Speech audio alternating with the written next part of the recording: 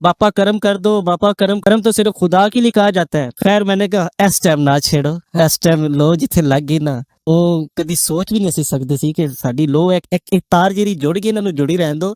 ਤੁਹਾਨੂੰ ਜਿਨ੍ਹਾਂ ਗੱਲਾਂ ਦਾ नहीं पता, तरीक़त तुम लोगों ने पढ़ी नहीं है, तुम लोगों को क्या पता औली अल्लाह का फैजान क्या होता है, औली अल्लाह की नज़र में कितना कमाल होता है, तुम लोगों को क्या पता। लोगों ने इसको मीम्स की सूरत ये वीडियो बहुत ज़्यादा इख्तियार करी। ये जेलम का जो चूड़ा है, चूड़ा ही कहूँगा बल्कि इससे भी गंदा अल्फाज है, मैं क्या बोलूँ उसको। ठीक, दुनिया जिस अल्फाज से उसको याद करती है वो आपसे या मुझसे कोई ढकी छुपी बात नहीं है। उसने 1.5 घंटे की वीडियो इस पर दाग दी है मुझ पे, दानिश की रूहानी मौत है, यूट्यूब पर उसकी पड़ी है ये वीडियो। अब ये जो कह रहे पापा कर्म कर दो, ये कहना शिर्क है। मैं उनसे एक बात कहूंगा कि जब आप स्कूल में पढ़ते थे, अपने प्रिंसिपल से अगर आपने छुट्टी लेनी होती थी तो नीचे आप लिखते थे बराए करम मुझे 1 दिन की छुट्टी इनायत फरमा दे।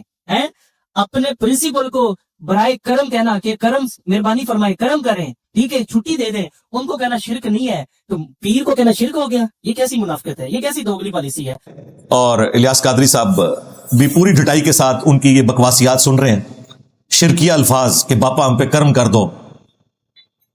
अब इनसे पूछेंगे तो वो कहेंगे वो कर्म से मुराद ये कह रहे थे दुआ कर दो। नहीं भाई, उन्होंने कहा बापा हम पे आप कर्म कर दो और हमारे लिए दुआ भी कर दो, दुआ भी कर दो, असल कर्म आप नहीं करना है। और यही है सूफियत कि पहले आपने फनाफि शेख होना है, फिर आप फनाफि रसूल होंगे, फिर फनाफिल्ला होंगे। लेकिन हकीकत यह है कि पूरी जिंदगी फनाफि शेख में ये मर जाते हैं और जिधर इनके शेख ने जाना है उधर ये भी चले जाते हैं। ये टोटल जिंदगी इनकी इसी में गुजरती है। ये सिर्फ एक धोखा है जो इन्होंने आपको दिया हुआ है अल्लाह और उसके रसूल के नाम के ऊपर अज़्ज़ा व जल्ला व सल्लल्लाहु अलैहि व आलिहि वसल्लम।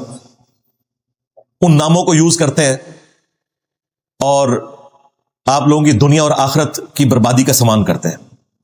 आवाजें मक्के और मदीने की लगाते हैं लेकिन सवारियां ये फेंकते हैं जाके अजमेर में, बगदाद में, बरेली में, और जो तबलीग जमात वाले हैं वो देवबंद शरीफ में गद्दारी करते हैं। जी सीधी सी बात है। लेकिन अक्सरियत अनजाने में ये सब कुछ कर रही है। हम भी वहीं से आए हैं। मैं कतन इसको मानने के लिए तैयार नहीं हूं कि ये लोग अपनी कास्ट के साथ मुखलिस नहीं है। बिल्कुल मुखलिस हैं। ये उतने ही मुखलिस हैं अपनी कास्ट के साथ जितने के 1 लाख मिशनरीज जो क्रिश्चियन तबलीग करने वाले हैं पूरी दुनिया में, जितने वो अपनी क्रिश्चियनिटी के साथ मुखलिस हैं, ये भी अपने इस मसलक के साथ मुखलिस हैं। बिल्कुल इस तरीके से तबलीगी जमात के लोग भी अपनी कास्ट के साथ मुखलिस हैं। लेकिन ये फैसला अल्लाह ने करना है कि कौन कुरान और सुन्नत के मनहज पे है और किसने अपने फिरके की तालीमात को आगे चलाया है। असल झगड़ा हमारा ये है। इसी वजह से मैंने आज इसको टॉपिक बनाया। मैं जब जब वो वीडियो देखता हूं, और वो मुझे दर्जनों दफा देखनी पड़ी क्योंकि मुख्तलिफ मीम्स में वो वीडियो आ रही है जिसमें वो रो रो के एक्टिंग कर रहे हैं, तो मुझे इतना गुस्सा आया कि यार इन्होंने इलियास कादरी साहब को मिनी गॉड बना दिया। और उससे बड़ी बेशर्मी है कि इलियास कादरी साहब पूरी ढिठाई के साथ सामने बैठ के ये सारी बातें सुनते हैं और उन्हें बिल्कुल हया नहीं आती कि यार ये तुम लोग मेरे साथ इस तरह का ट्रीटमेंट क्यों कर रहे हो। हालांकि ये वही इलियास कादरी है जो इलियास कादरी जिंदाबाद सुनता था तो खुद कहता था इलियास कादरी मुर्दाबाद।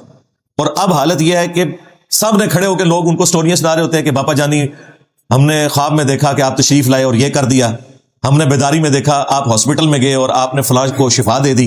हालांकि खुद जब इनका पेशाब बंद हुआ था तो आगा खान से ऑपरेशन करवाया था। मुझे नहीं समझ आती, लोगों को तुम दरबारों में भेजते हो मुसीबत और परेशानी के वक्त। तुम कहते हो कि अब्दुल्ला शाह गाजी ने समुंदर रोका हुआ है और अगर किसी के साथ कोई इशू है तो वो उनके मजार पे चला जाए। तो भाई जिसने समुंदर रोका हुआ है, जब तुम्हारा पेशाब रुक जाता है तो तुम भी उधर ही जाया करो। लोगों को दरबारों में भेजते हैं, खुद सबसे महंगे हॉस्पिटल्स में जाते हैं। इसका मतलब है कि इनको अंदर से पता है कि इस तरह नहीं दुनिया में होता। भाई दुनिया को अल्लाह ने असबाब के साथ जोड़ा हुआ है। आपको ये धमकियां लगाते हैं कि जी इमाम मालिक कहते हैं उम्मत मर जाए, कि नबी की गुस्ताखियां हो रही हैं और उम्मत कुछ नहीं कर रही। और आपको बार बार ये नफ्सियाती मरीज बना देते हैं कि हमने जाके फ्रांस के ऊपर हमला कर देना है। लेकिन इनसे कोई नहीं पूछता सवाए मेरे कि बताओ गौस कुतुब अब्दाल जिनके बारे में तुम्हारा अकीदा है कि उन्होंने दुनिया का निजाम संभाला हुआ है, क्या उन्होंने अपने नबी का कलमा नहीं पढ़ा हुआ? तो इन गद्दारों से हम पहले क्यों ना पूछें कि तुम लोगों ने यूट्यूब पे रखी हुई गुस्ताखाना वीडियोस को निगाह मार के डिलीट क्यों नहीं कर दिया? तुम तो निगाह मार के पूरे पूरे शहर जला के राख कर देते थे। तो इसका मतलब यह है कि तुम्हें सबसे पहले मरना चाहिए। वो खादिम रिजवी साहब को भी मैं कहता था बाबा जी छड़ दो, पहले तेरे गौस कुतुब अब्दाल कुत्ते की मौत मर जाए, इसलिए कि जाहिर है गुस्ताखी कर रहे हैं बकौल इनके, क्योंकि उनके पास इख्तियार था, वो वीडियोस डिलीट नहीं करवा सके। उम्मत बाद में मरेगी, पहले तेरे बाबे मर जाए। मेरा नबी सा ہی کوئی نہیں، تیرے بابے تھے، شے ہی کوئی نہیں. انہوں نے اپنے ایمان کی حفاظت نہیں کرنی ہے، بس باتیں سنیں ان کی. تو پوری ڈٹائی کے ساتھ وہ سنتے ہیں. ذرا اس بندے کو شرم اور حیا نہیں آتی کہ میں وہاں پہ بول دوں کہ بھائی میں نہیں گیا تھا ہاسپٹل میں، مجھے تو پتہ بھی کوئی نہیں ہے، میں تمہارے خواب میں نہیں آیا، مجھے تو پتہ بھی کوئی نہیں ہے. کیا حرج ہے؟ اور واقعی نہیں پتا ہوتا کسی کو. میرے سینکڑوں سٹوڈنٹس ایسے مجھے مل چکے ہیں لائف سٹوریز میں یہاں فزیکلی، جنہوں نے آ کہا کہ جی انجینئر صاحب آپ خواب میں آئے تھے، آپ نے کہا کہ اکیڈمی پہنچو، تو ہم دیکھیں آگے. اور میں نے کہا بھائی مجھے کوئی نہیں پتا. یہ اللہ کا ڈپارٹمنٹ ہے الگ سے. اللہ تعالیٰ کسی بندے کو دکھا دے. جو شخص آپ کے خواب میں آ رہا ہوتا ہے اس کو نہیں پتا ہوتا کہ میں خواب میں آیا ہوں. ایک تمثیلاً یہ سارے معاملات ہوتے ہیں. تو میں فوراً کلیئر کرتا ہوں، آج تک ایک دفعہ بھی ایسا نہیں ہوا کہ میرے سامنے کسی نے یہ بات کی ہو اور میں جو ہے وہ کنہ بن کے اور مکرا بن کے تو آگے سے مسکرا دوں کہ میری کرامت ہو گئی ہے. اس لیے کہ مجھے پتا ہے کہ میں نے مرنا ہے. ان بے شرموں کو شرم نہیں آتی کہ ان لوگوں نے مرنا ہے. یہ شیطانی توحید کے اوپر چل رہے ہیں، رحمانی توحید کے اوپر نہیں چل رہے. لہٰذا ان لوگوں کو ایکسپوز کرنا پبلک کے سامنے کہ ان کی معصوم شکلوں سے آپ لوگ دھوکہ نہ کھائیں، یہ امت کو اتنے خطرناک عقائد دے رہے ہیں کہ جس کا تصور بھی نہیں آپ کر سکتے. اپنے سامنے اپنی عبادت کروا رہے ہیں. عبادت ہے نا، سامنے کھڑے ہو کر ایک بندہ انکساری کے ساتھ رو رہا ہے، یعنی یہ وہ حالت ہے جو خدا کے سامنے انسان کی ہونی چاہیے، وہ مخلوق کے سامنے ہے. انہی لوگوں کے بارے میں قرآن میں آیا نا سورۃ البقرہ میں، وَمِنَ النَّاسِ، اور لوگوں میں سے ایسے بھی ہیں، مَن يَتَّخِذُ مِن دُونِ اللَّهِ أَندَادًا، کہ جنہوں نے اللہ کے سوا اور ہستیاں اللہ کے مد مقابل کھڑی کر لی ہیں، ند بنا لی ہیں اللہ کی. يُحِبُّونَهُمْ كَحُبِّ اللَّهِ، وہ ان سے ایسی محبت کرتے ہیں کہ جو محبت اللہ سے کرنی چاہیے. پاپا کرم کر دو، پاپا کرم کر دو، پاپا میرے تو ہاتھ پاؤں بھی کانپ رہے ہیں. وَالَّذِينَ آمَنُوا أَشَدُّ حُبًّا لِلَّهِ، جو ایمان والے ہیں وہ شدید ترین محبت اللہ کے ساتھ کرتے ہیں. یہ ڈیفینیشن اللہ نے خود کر دی ہے.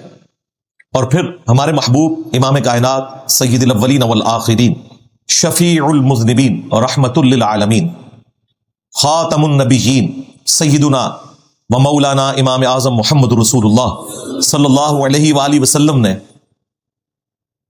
امت کو اس کھلے انداز میں مقدمہ سمجھا دیا، محبت کا کرائٹیریا سمجھا دیا. جامع ترمذی میں حدیث ہے، اللہ سے محبت کرو کہ ساری نعمتیں اس نے تمہیں دی ہیں، اور مجھ سے اس لیے محبت کرو کہ میں اللہ کا رسول ہوں. یعنی نبی علیہ السلام نے کہا کہ مجھ سے محبت اللہ کی وجہ سے کرنی ہے. یہ لوگ الٹ چلتے ہیں، کہتے ہیں ہم اپنے پیر کی وجہ سے نبی سے محبت کرتے ہیں، نبی کی وجہ سے اللہ سے محبت کرتے ہیں. جبکہ نبی علیہ السلام کیا کہہ رہے ہیں؟ مجھ سے محبت کرو کیونکہ میں اللہ کا رسول ہوں، اور میرے اہل البیت سے محبت کرو کہ ان کی نسبت میرے ساتھ ہے. اسی لیے دیکھیں قرآن میں اللہ تعالیٰ نے امت کو عقیدہ سمجھایا، لقد من اللہ علی المؤمنین اذ بعث فیہم رسولا، یہ بے شک اللہ کا احسان ہے مومنین پر کہ انہی میں سے ایک رسول کو ان میں مبعوث کیا. ان نبی کا یا کسی ولی کا یا کسی بزرگ بابے کا احسان نہیں ہے، اللہ کا احسان ہے. ہاں انیشلی اللہ کا احسان ہے، پھر نبی نے اپنے رب کے ساتھ وفاداری کی اور امت پر احسان فرمایا کہ پوری ایمانداری کے ساتھ اللہ کا پیغام امت تک پہنچا دیا.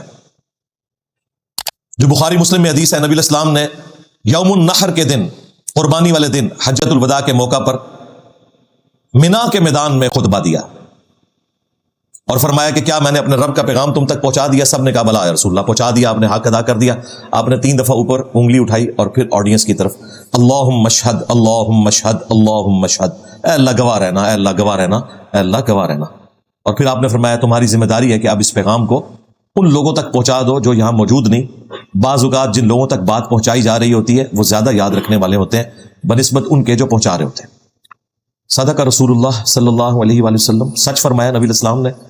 جن لوگوں تک بات بعد میں پہنچی انہوں نے بات کو زیادہ یاد رکھا، جس کا ثبوت یہ ہے کہ آج سعودیہ کا چینل ہے، عرب کے لوگ ہیں، لیکن اذان اور نماز کے وقفے کے دوران جب احادیث بیان ہوتی ہیں تو حدیث کے اینڈ پہ آتا ہے رواہ البخاری رواہ مسلم. نہ امام بخاری عربی نہ امام مسلم عربی. امام بخاری رشیا کے رہنے والے, امام مسلم ایران کے رہنے والے, نیشا پور کے, اور وہ بخارا سے. تو واقعی نبی الاسلام کی بات پوری ہوئی. تو یہ نبی الاسلام کا امت پر احسان اسی لیے مشروع فرما دیا گیا امت کے لیے کہ ہر نماز میں اپنے محبوب صلی اللہ علیہ وآلہ وسلم پر درود بھیجنا ہے, ان کے لیے دعائے رحمت کرنی ہے, تاکہ کسی نہ کسی درجے میں اس احسان کا بدلہ اتارا جا سکے. اللہم صلی علی محمد وعلی آل محمد. بہرحال نبی الاسلام نے کلیئر کر دیا کہ مجھ سے محبت اللہ کی نسبت کی وجہ سے. اب یہ جو باپا جانی کے سامنے دانش کی روحانی موت ہو رہی تھی, جب وہ رو رو کے کہہ رہا تھا باپا کرم کر دو, اسے میں جامعہ ترمذی کی وہ حدیث سناؤں گا اور اس کے باپا جانی کو بھی, کہ رسول اللہ صلی اللہ علیہ وآلہ وسلم نے فرمایا جس شخص کی یہ خواہش ہو کہ لوگ اس کے سامنے کھڑے رہیں اسے پروٹوکول دینے کے لیے, وہ شخص اپنا مقام دوزخ کی آگ میں دیکھ لے. وَلِعَوْذُ بِاللَّهِ تعالی. ایک یہ ہے کہ آپ کا کوئی استاد آیا, ماں باپ آئے, آپ ان کے پروٹوکول کے لیے کھڑے ہوئے, انہیں ریسیو کیا, وہ الگ بات ہے, اس میں میری ویڈیو ریکارڈ ہے. ماں باپ کے ہاتھ بھی چوم سکتے ہیں حد رکوع تک جھکے بغیر استاد کے, لیکن اپنے استاد کے سامنے مسلسل کھڑے رہنا اسے پروٹوکول دینے کے لیے, توبہ توبہ توبہ. اور پھر اس کے سامنے مناجات اس طرح کرنا جیسا کہ خدا کے سامنے کھڑے ہوئے ہیں, رو رو کے. میرے بھائی یہی تو چیز ہے جو انسان کو شرک میں مبتلا کر دیتی ہے. جامعہ ترمذی میں ایک اور حدیث ہے, انس بن مالک کہتے ہیں رضی اللہ تعالیٰ عنہ کہ صحابہ کرام کو رسول اللہ سے بڑھ کر کوئی محبوب نہیں تھا, لیکن اس کے باوجود جب کبھی بھی رسول اللہ تشریف لاتے صلی اللہ علیہ وآلہ وسلم صحابہ کی مجلس میں, تو کوئی ایک بھی ان کے استقبال کے لیے کھڑا نہیں ہوتا تھا, اس لیے کہ نبی الاسلام اس چیز کو ناپسند فرماتے تھے کہ لوگ ان کے احترام میں کھڑے ہوں. جواز موجود ہے, لیکن نبی الاسلام احتیاط والی سائڈ پہ جاتے تھے کہ میرے لیے کھڑے نہیں ہونا. لیکن یہ جو کھڑا ہونا ہے کہ مسلسل سامنے کھڑے ہو کر اس کے سامنے مناجات کرنا کہ کرم کر دو, یہ والا پروٹوکول تو کسی کے لیے بھی جائز نہیں ہے. یہ سیدھا سادہ انسان کو شرک کے اندر مبتلا کر دے گا. اللہ کے محبوب صلی اللہ علیہ وآلہ وسلم کی اطاعت کا لیول یہ تھا.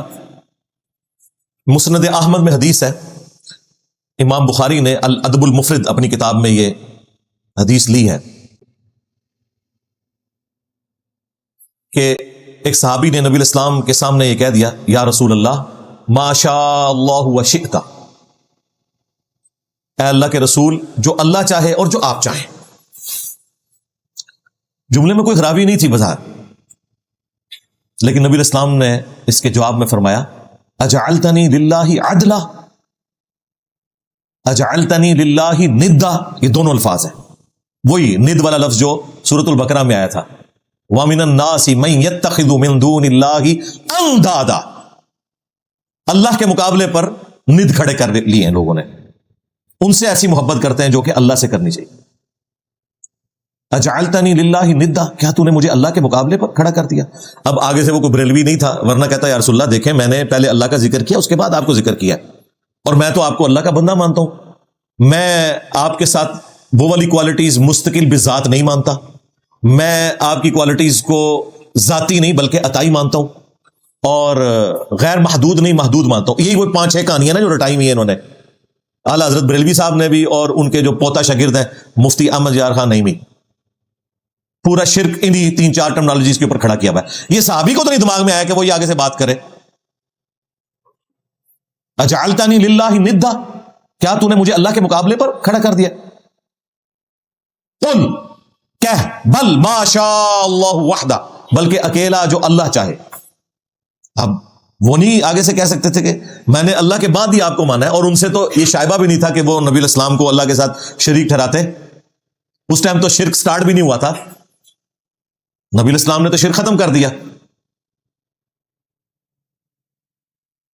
لیکن ان کے دماغ میں اس طرح کا کوئی فطور نہیں تھا.